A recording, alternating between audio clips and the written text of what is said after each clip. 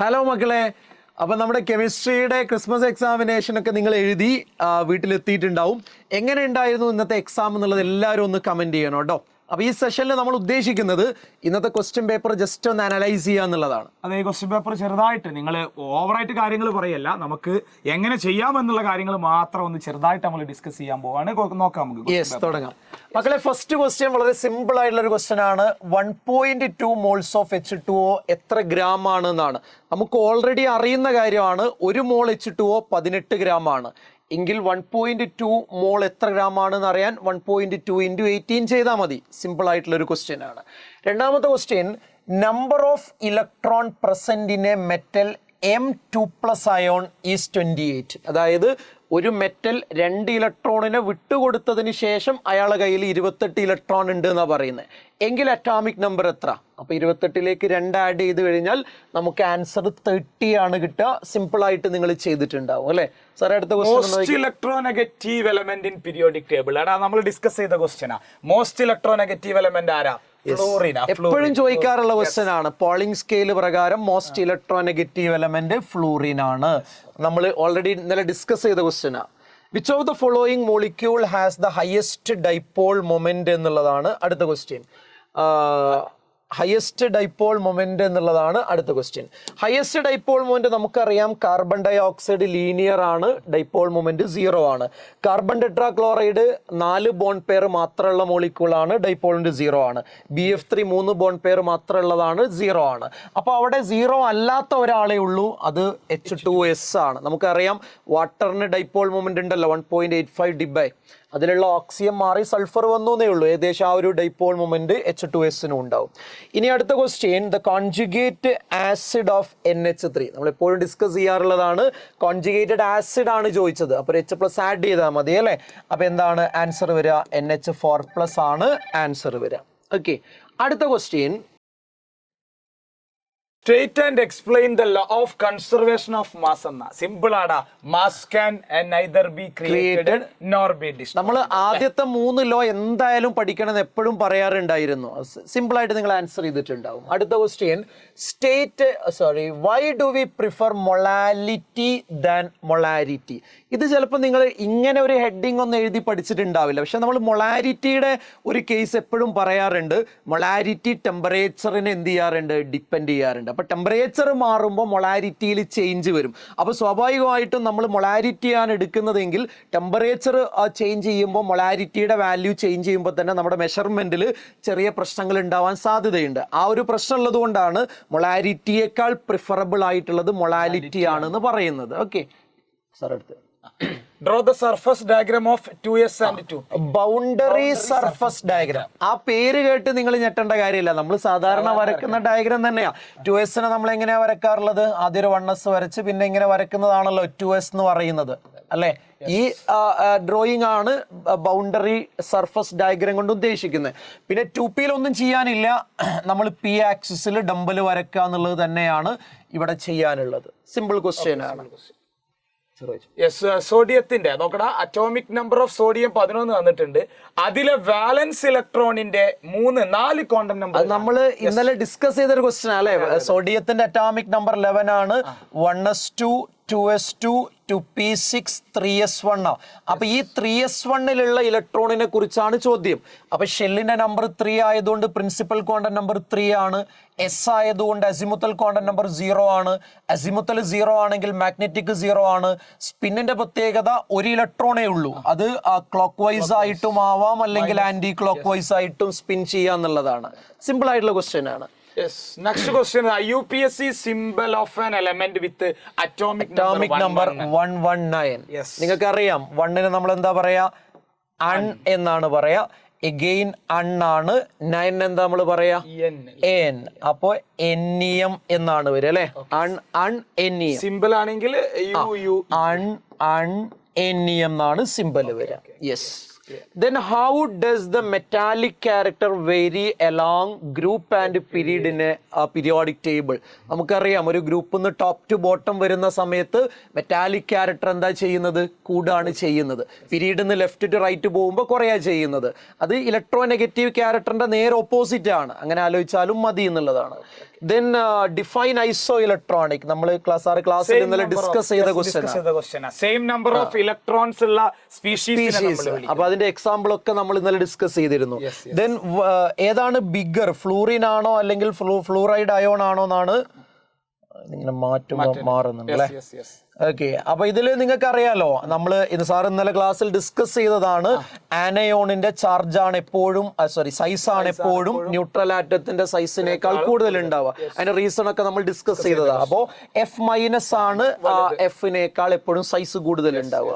ഇനി ഇവിടെ 2 chlorine atom combine ചെയ്ത് ഒരു ക്ലോറിൻ മോളിക്യൂൾ ഉണ്ടാവുക ചെയ്യുന്നത്.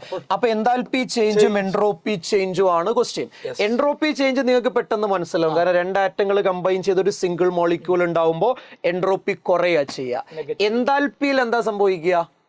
അത് എൻതാൽപിയിൽ സംഭവിക്കുന്ന കാര്യം എത്ര ഉള്ളൂ മക്കളെ? ഇതൊരു എക്സോതെർമിക് പ്രോസസ് ആണ്. അതായത് 2 ഡിഫറെന്റ് ആറ്റങ്ങൾ കമ്പൈൻ ചെയ്ത് ഒരു സ്റ്റേബിൾ മോളിക്യൂൾ ഉണ്ടാവുമ്പോൾ എപ്പോഴും ഹീറ്റ് റിലീസ് ചെയ്യാണ് ചെയ്യുക. അപ്പോൾ എക്സോതെർമിക് ആണെങ്കിൽ ഡെൽറ്റ എച്ച് നെഗറ്റീവ് ആണ്.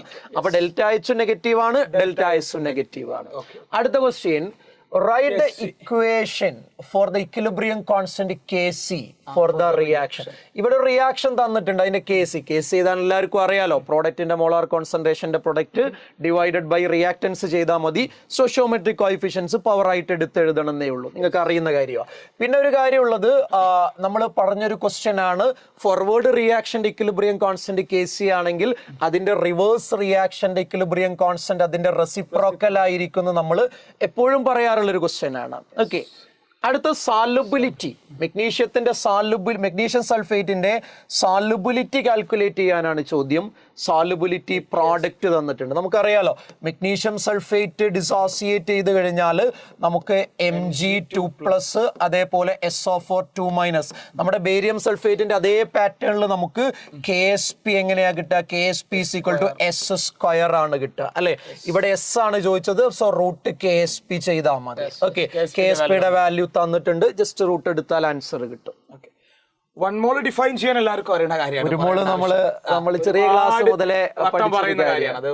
ഈസി ആയിട്ട് ക്വസ്റ്റ്യൻ. പിന്നെ ഒരു question, how much copper can be obtained from 79.5 gram copper sulphate എന്നുള്ളതാണ്. ഇത് ചിലപ്പോൾ ഒറ്റയടിക്ക് നമുക്ക് കിട്ടൂല, പക്ഷെ സംഭവം സിമ്പിൾ ആണ്. നമുക്കറിയാം, 1 മോള് കോപ്പർ സൾഫേറ്റ്, അതിന്റെ മാസ് കാണാൻ ഓൾറെഡി അറ്റോമിക് മാസ് തന്നിട്ടുണ്ട്. നിയർലി 1 മോള് കോപ്പർ സൾഫേറ്റ് നമ്മൾ എടുത്തു കഴിഞ്ഞാൽ നിയർലി 160 gram ആണ് നമുക്ക് കിട്ടുക. അങ്ങനെയാണെങ്കിൽ 79.5 എത്ര മോളാണെന്ന് ക്രോസ് മൾട്ടിപ്ലൈ ചെയ്താൽ കിട്ടും. അല്ലെങ്കിൽ നമുക്ക് ഇങ്ങനെയും പറയാം, 160 gram കോപ്പർ സൾഫേറ്റിൽ ആക്ച്വലി 1 കോപ്പർ ആണുള്ളത്. 1 കോപ്പർ മീൻസ് 63.5 gram കോപ്പർ ആണുള്ളത്. അങ്ങനെയാണെങ്കിൽ 79.5 എത്ര വരുന്നു ക്രോസ് മൾട്ടിപ്ലൈ ചെയ്താലും നമുക്ക് ആ മാസ് തന്നെ കറക്റ്റ് ആയിട്ട് കിട്ടും. ഓക്കെ, അടുത്ത question, Write any 2 postulates of Bohr model of atom. ഇന്നലെ നമ്മൾ ഇമ്പോർട്ടന്റ് ആയിട്ട് പറഞ്ഞതാണ്, ബോറിന്റെ പോസ്റ്റുലേറ്റും മെറിറ്റും ഡിമെറിറ്റും ഇമ്പോർട്ടന്റ് ആണ് അല്ലെ. 4 പോസ്റ്റുലേറ്റ് പറഞ്ഞിരുന്നു. എന്തായിരുന്നു? ഇലക്ട്രോൺസ് റിവോൾവ് ചെയ്യുന്നത് ഫിക്സഡ് പാത്തിൽ ഫിക്സഡ് എനർജിയോട് കൂടെയാണ്. ഒരു ഓർബിറ്റിലുള്ള ഇലക്ട്രോണിന്റെ എനർജി കോൺസ്റ്റന്റ് ആണ്. അത് ചേഞ്ച് ചെയ്യുമ്പോൾ എനർജി ചേഞ്ച് ചെയ്യും. ആംഗുലാർ മൊമെന്റം ക്വാണ്ടൈസ്ഡ് ആണെന്നൊക്കെ പറഞ്ഞു. Then calculate the radius of second orbito of lithium ആണ്. അപ്പൊ അതില് RN കാണാനുള്ള ഒരു ഇക്വേഷൻ ഉണ്ടായിരുന്നു, 52.9 into n² divided by Z. ഇവിടെ സെക്കൻഡ് ഓർബിറ്റ് ആയതുകൊണ്ട് n-ന്റെ സ്ഥാനത്ത് 2 കൊടുക്കുക. ലിത്തിയത്തിന്റെ അറ്റോമിക് നമ്പർ 3 ആണ്, Z-ന്റെ സ്ഥാനത്ത് 3 കൊടുക്കുക. അപ്പൊ നമുക്ക് സിമ്പിൾ ആയിട്ട് ആൻസർ കിട്ടും. 18 വളരെ സിമ്പിൾ ആ. സ്റ്റേറ്റ് ഡുവൽ ബിഹേവിയർ ഓഫ് മാറ്ററിന് ഡുവൽ ബിഹേവിയർ ഉണ്ടല്ലോ, പാർട്ടിക്കിൾ നേച്ചറും വേവ് നേച്ചറും ഉണ്ട്. ദെൻ ഡിബ്രോഗ്ലി വേവ് ലെങ്ത് ഇവിടെ തന്നിട്ടുണ്ട്. ഇത് ചിലപ്പോൾ പെട്ടെന്ന് നിങ്ങൾക്ക് കിട്ടുന്നുണ്ടാവില്ല. ഡിബ്രോഗ്ലി വേവ് ലെങ്ത് 7 × 10⁻⁻7 തന്നിട്ടുണ്ട്. Calculate kinetic energy. അപ്പൊ നമ്മൾ സാധാരണ കാണാറുള്ളത് ഡിബ്രോഗ്ലി വേവ് ലെങ്ത് h/mv ആണ്. അപ്പോൾ ലാംഡ ഇവിടെ തന്നിട്ടുണ്ട്. പ്ലാങ്ക്സ് കോൺസ്റ്റന്റ് നമുക്ക് അറിയുന്നതാണ്. ഇത് ഇലക്ട്രോണുമായി ബന്ധപ്പെട്ട ക്വസ്റ്റ്യൻ ആണ്. ഇലക്ട്രോണിന്റെ മാസ് നമുക്ക് അറിയുന്നതാണ്. അപ്പോൾ ഒന്ന് മാത്രമേ ഇവിടെ ഇല്ലാത്തതുള്ളൂ, വെലോസിറ്റി. അപ്പോൾ വെലോസിറ്റി നമുക്ക് കാൽക്കുലേറ്റ് ചെയ്യാം.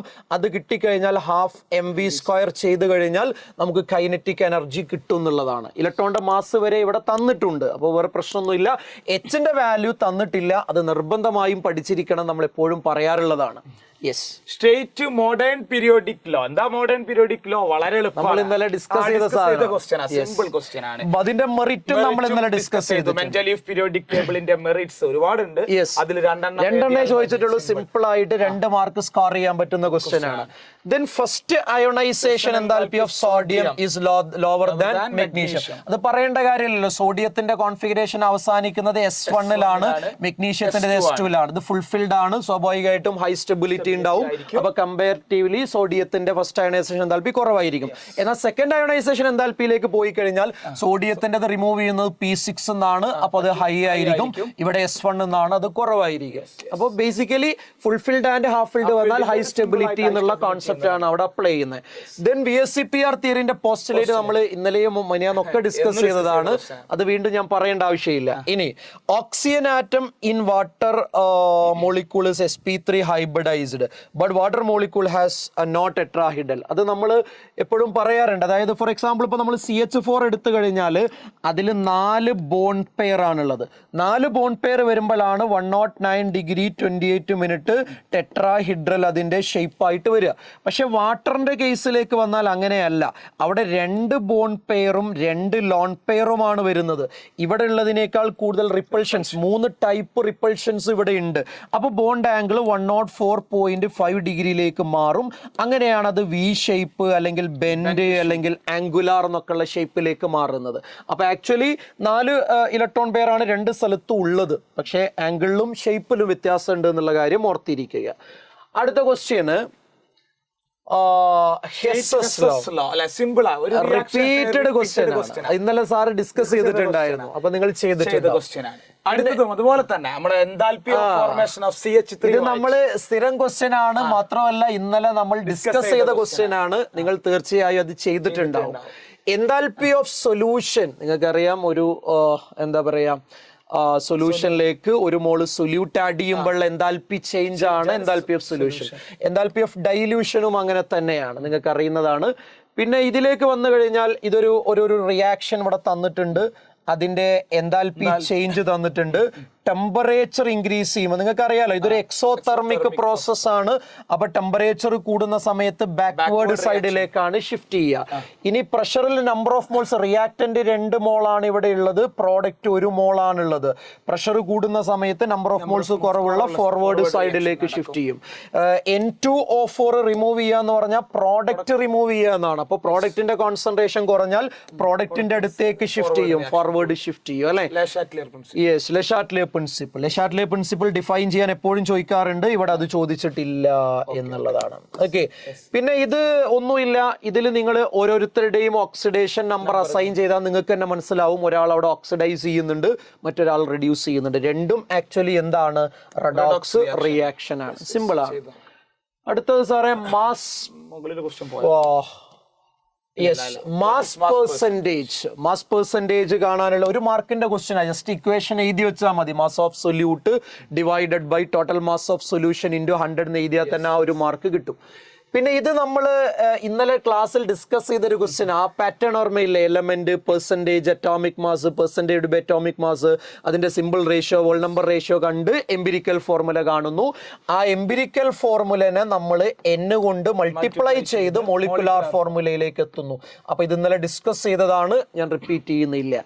ദെൻ പോളീസ് എക്സ്ക്ലൂഷൻ പ്രിൻസിപ്പിൾ ഇടയ്ക്കിടയ്ക്ക് ചോദിക്കുന്നതാണ്. Not 2 electrons in an atom can have same set of 4 quantum number എന്ന് പറയുന്ന ഒരാറ്റത്തിനകത്തുള്ള 2 ഇലക്ട്രോണുകൾക്ക് ഒരേപോലെയുള്ള 4 ക്വാണ്ടം നമ്പേഴ്സ് ഉണ്ടാവില്ല എന്നാണ്.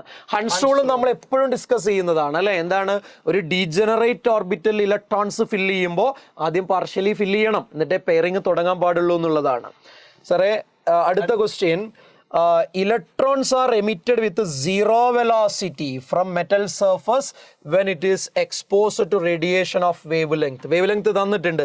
Calculate the threshold frequency and work function of the metal എന്നുള്ളതാണ്. അപ്പോൾ ഇവിടെ നിങ്ങൾ മനസ്സിലാക്കേണ്ടത്, ഇത് ചിലപ്പോൾ നിങ്ങൾക്ക് പെട്ടെന്ന് ചെയ്യാൻ പറ്റിക്കൊള്ളണം എന്നില്ല. ഇത് പക്ഷേ NCERT ഉള്ളൊരു ക്വസ്റ്റ്യൻ ആണ്. നമ്മൾ എപ്പോഴും എക്സാമിന് ചോദിക്കുന്ന ടൈപ്പ് ക്വസ്റ്റ്യൻ അല്ല, പക്ഷെ നിങ്ങൾ ഇത് പഠിച്ചിരിക്കണം. അപ്പോൾ നമ്മളിപ്പോൾ ക്രിസ്മസ് എക്സാമിലാണ് ഉള്ളത്. പബ്ലിക് എക്സാമിന് ഒന്നുകൂടെ നന്നായി ഒരുങ്ങണം എന്നുള്ളതാണ് ഈ ക്വസ്റ്റ്യൻസ് ഒക്കെ സൂചിപ്പിക്കുന്നത് കേട്ടോ. അപ്പൊ ഇവിടെ സംഭവം എന്താന്ന് വെച്ചാൽ ലാംഡ തന്നിട്ടുണ്ട്. ലാംഡ എത്രയാ തന്നിട്ടുള്ളത്? 6800 ആങ്സ്ട്രോം ആണ് തന്നിട്ടുള്ളത്. അപ്പൊ ഇവിടെ നമ്മൾ ചെയ്യേണ്ടത് ആദ്യം തന്നെ എനർജി കാണുക, ഇൻസിഡന്റ് ലൈറ്റിന്റെ എനർജി കാണുക എന്നുള്ളതാണ്. Energy is equal to h nu ആണ്, അല്ലെങ്കിൽ എച്ച് സി ബൈ ലാംഡ ആണ്. അപ്പൊ എച്ച് നമുക്കറിയാലോ 6.626 into 10⁻⁻34 into c velocity of light 3 into 10⁻8 divided by 6800 into 10⁻10 ചെയ്യാം, കാരണം ആങ്സ്ട്രോമിലായതുകൊണ്ട്. അപ്പൊ നമുക്ക് എന്ത് കിട്ടും? എനർജി, ഇൻസിഡന്റ് ലൈറ്റിന്റെ എനർജി കിട്ടും. പിന്നെ നമ്മൾ മനസ്സിലാക്കേണ്ട ഒരു കാര്യം എന്താണെന്ന് വെച്ചാൽ, ഇൻസിഡന്റ് ലൈറ്റിന്റെ എനർജിയിൽ നിന്ന് ഇലക്ട്രോണിനെ ഇജക്റ്റ് ചെയ്യാനുള്ള വർക്ക് ഫംഗ്ഷൻ കഴിഞ്ഞ് ബാക്കി വരുന്നതാണ് കൈനറ്റിക് എനർജി ആയിട്ട് മാറുന്നത് എന്നാണ് ആക്ച്വലി ഐൻസ്റ്റീൻ കണ്ടുപിടിച്ചിട്ടുള്ളത്. പക്ഷെ ഇവിടെ പറയുന്നത് ആ ഇജക്റ്റ് ചെയ്യുന്ന ഇലക്ട്രോണിന്റെ വെലോസിറ്റി എന്താണ്? 0 ആണ്. വെലോസിറ്റി 0 ആണെങ്കിൽ കൈനറ്റിക് എനർജി 0 ആണ്, കാരണം ½ ആണല്ലോ കൈനറ്റിക് എനർജി. അപ്പൊ സ്വാഭാവികമായിട്ടും വർക്ക് ഫംഗ്ഷൻ കാണാൻ പറഞ്ഞിട്ടുണ്ട്. അപ്പൊ വർക്ക് ഫംഗ്ഷൻ ഓട്ടോമാറ്റിക്കലി ഇൻസിഡന്റ് ലൈറ്റിന്റെ എനർജി തന്നെയായി മാറും. ഇവിടെ എന്താണോ ആൻസർ കിട്ടുന്നത് അത് തന്നെയാണ് വർക്ക് ഫംഗ്ഷൻ. പിന്നെ ഫ്രീക്വൻസി കാണാൻ പറഞ്ഞിട്ടുണ്ട്. ഫ്രീക്വൻസി കാണാനുള്ള ഇക്വേഷൻ എന്താ? That is c by lambda. C എന്ന് പറഞ്ഞാൽ 3 ഇൻറ്റു 10⁻8 ആണ്. ലാംഡ ഓൾറെഡി നമുക്കറിയാം, സബ്സ്റ്റിറ്റ്യൂട്ട് ചെയ്താൽ ആൻസർ കിട്ടും. അപ്പൊ ഇതിന്റെ പ്രശ്നം എന്താണെന്ന് വെച്ചാൽ, സംഭവം സിമ്പിൾ ആയിട്ട് നമുക്ക് കാൽക്കുലേറ്റ് ചെയ്യാവുന്നതേ ഉള്ളൂ.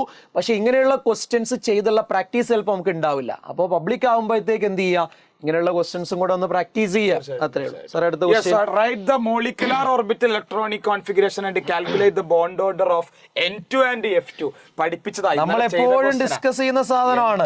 N2 ന്റെ ബോണ്ട് ഓർഡർ എപ്പോഴും നമുക്കറിയാലോ 3 ആണ് വരിക, O2 2 ആണ് വരിക, F2 1 ആണ് വരിക. നമുക്ക് അറിയുന്ന കേസാണ്. അതിന്റെ മോളിക്കുലർ ഓർബിറ്റൽ കോൺഫിഗറേഷൻ കൂടി എഴുതാൻ പറഞ്ഞു. ഓക്കെ. പിന്നെ ഇതില് N2 ഫസ്റ്റ് കോൺഫിഗറേഷൻ ആണ്. F2 എന്ന് പറയുന്നത് ആ higher, I mean above N2 വരുന്നത്. അതാണ് ശ്രദ്ധിക്കേണ്ടത്. What is mean by spontaneous process? എന്താ ഒരു റിയാക്ഷൻ ഒരാളുടെ ഹെൽപ്പ് ഇല്ലാതെ നടക്കുകയാണെങ്കിൽ അതിനെ വിളിക്കുന്ന പേരാണ് സ്പോണ്ടേനിയസ് പ്രോസസ്. പിന്നെ ഡെൽറ്റ ജി വെച്ച് സ്പോണ്ടേനിറ്റി പറയാൻ നമുക്ക് അറിയുന്ന കാര്യമാണ് അല്ലെ. നെഗറ്റീവ് വരുമ്പോഴാണ് സ്പോണ്ടേനിയസ് ആവുക, പോസിറ്റീവ് നോൺ സ്പോണ്ടേനിയസ് ആണ്, സീറോ ഇക്വിലിബ്രിയം എന്നൊക്കെ നമുക്കറിയാം. പിന്നെ ഫസ്റ്റ് ലോ ഓഫ് തെർമോഡൈനാമിക്സ്, അത് ഡിഫൈൻ ചെയ്യാനും അറിയണം, അതിന്റെ മാത്തമാറ്റിക്കൽ എക്സ്പ്രഷനും അറിയണം. നമ്മൾ ഡിസ്കസ് ചെയ്തതാ. സെക്കൻഡ് ലോയും തേർഡ് ലോയും നമ്മൾ ഡിസ്കസ് ചെയ്തതാ. എന്തായിരുന്നു അതിന്റെ mathematical expression? Delta U equal to Q plus W എന്നായിരുന്നു എക്സ്പ്രഷൻ അല്ലെ. ദെൻ ബഫർ നമ്മൾ ഇന്നലെ ഡിസ്കസ് ചെയ്തതാണ് അല്ലെ, അറിയുന്നതാണ്. പിന്നെ example for a buffer solution നമ്മൾ അസിഡിക്കിന്റെ എക്സാമ്പിൾ പറഞ്ഞിട്ടുണ്ടായിരുന്നു, ബേസിക്കിന്റെയും പറഞ്ഞിട്ടുണ്ടായിരുന്നു. യെസ്. പിന്നെ ഇതില് ഹെൻഡേഴ്സൺ ഹെസൻബൾക്ക് ഇക്വേഷൻ, അത് പ്രശ്നമാണ്. കാരണം അത് എന്ത് ചെയ്യാറില്ല, നമ്മൾ ലൈവിൽ അത് പറഞ്ഞിട്ടില്ല. കാര്യം അത് എക്സാമിന് വളരെ റെയറായിട്ട് മാത്രം ചോദിക്കുന്ന ഒരു കാര്യമാണ് ഹെൻഡേഴ്സൺ ഹെസൻബൾക്ക് ഇക്വേഷൻ. ആ ഇക്വേഷൻ ഒന്ന് പറയൂ സാറേ. Yes, pH is equal to pKa plus log concentration of salt by divided by acid ആണ്. കാരണം acidic buffer ആണ്. അപ്പൊ അതില് സബ്സ്റ്റിറ്റ്യൂട്ട് ചെയ്യേണ്ട എല്ലാ സാധനങ്ങളും തന്നിട്ടുണ്ട്. നിങ്ങൾ മനസ്സിലാക്കേണ്ട ഒരു കാര്യം, ഇത് പഠിച്ചിട്ടില്ല എന്ന് വിചാരിക്കുക, ഈ ക്വസ്റ്റ്യൻ മൊത്തമായിട്ട് നിങ്ങൾക്ക് ഡ്രോപ്പ് ചെയ്താലും ബാക്കി 4 എണ്ണം നമുക്ക് ചെയ്യാൻ പറ്റുന്നതാണ്. ഓക്കെ. അപ്പൊ ഇതാണ് ഇന്നത്തെ എക്സാമിന്റെ ക്വസ്റ്റ്യൻ പറയാൻ വിട്ടിട്ടുണ്ടല്ലോ സാർ. എല്ലാം പറഞ്ഞില്ല, ഫുള്ള് പറഞ്ഞു സാർ. തെർമോഡൈനാമിക്സിന്റെ ഒരു ക്വസ്റ്റ്യൻ എല്ലാം കവർ ചെയ്തിട്ടുണ്ട്. ഓക്കെ. അപ്പൊ ഇതൊക്കെയാണ് ഇന്നത്തെ ക്വസ്റ്റ്യൻ പേപ്പറിൽ നമ്മൾ കണ്ട ക്വസ്റ്റ്യൻ. ഇതിൽ നമ്മൾ ഒരു കാര്യം നമ്മൾ അഡ്മിറ്റ് ചെയ്യണം, അതായത് ചില ക്വസ്റ്റ്യൻസ് എപ്പോഴും ചോദിക്കാത്ത ചില ക്വസ്റ്റ്യൻസ് എന്ത് ചെയ്തിട്ടുണ്ട്, കടന്നു വന്നിട്ടുണ്ട്. പക്ഷെ നമുക്കത് ഓപ്ഷൻസ് ഉള്ളത് കൊണ്ട് തന്നെ അത് മാറ്റി നിർത്തിയാൽ തന്നെ നമുക്ക് നല്ല മാർക്കിലേക്ക് എത്താൻ പറ്റും. അപ്പൊ ഇനി പക്ഷെ ഒരു കാര്യമുള്ളത്, ചില കുട്ടികൾക്ക് എന്ത് ചെയ്യാൻ പറ്റിയിട്ടുണ്ടാവില്ല, ഇത് നന്നായിട്ട് പെർഫോം ചെയ്യാൻ പറ്റിയിട്ടുണ്ടാവില്ല. ചില ക്വസ്റ്റ്യൻസ് ഒക്കെ കാണുന്ന സമയത്ത് ടെൻഷൻ ആയിട്ട് ആകെ കയ്യിൽ നിന്ന് പോയവരുണ്ടാവും. അപ്പൊ ഇത് വെറും ക്രിസ്മസ് എക്സാമിനേഷൻ മാത്രമാണ്. അപ്പൊ ഇതിൽ നിന്ന് നമ്മൾ എന്ത് ചെയ്യുക, എത്രത്തോളം നമ്മൾ പഠിച്ചു, ഇനി ഏതൊക്കെ ഭാഗം പഠിക്കാനുണ്ട്, ഏതൊക്കെ ചാപ്റ്റർ ഞാൻ നന്നായി പഠിച്ചു, ഏതൊക്കെയാണ് തീരെ പഠിക്കാത്തത്, ഏതൊക്കെയാണ് പഠിച്ചിട്ടും എനിക്ക് സ്കോർ ചെയ്യാൻ പറ്റാത്തത്, ഇതൊക്കെ ഒന്ന് മനസ്സിലാക്കി പബ്ലിക്കിലേക്ക് എന്ത് ചെയ്യുക, ഒന്നുകൂടെ നന്നായിട്ട് ഒരുങ്ങുക എന്നുള്ളതാണ്. പബ്ലിക്കിന് വേണ്ടി ഞങ്ങൾ രണ്ടുപേരും ആദ്യത്തെ ചാപ്റ്റർ മുതൽ അവസാനത്തെ ചാപ്റ്റർ വരെ പഠിപ്പിക്കാൻ ഞങ്ങളിവിടെ ഉണ്ടാവും. അപ്പൊ ആരും എന്ത് ചെയ്യേണ്ട ആവശ്യമില്ല, ടെൻഷൻ ആവേണ്ട ആവശ്യമില്ല. കെമിസ്ട്രി കഴിഞ്ഞു, ഇനി അടുത്ത എക്സാമിന് വേണ്ടി എന്ത് ചെയ്യുക, നന്നായിട്ട് പ്രിപ്പയർ ചെയ്യുക. So all the best. Thank you.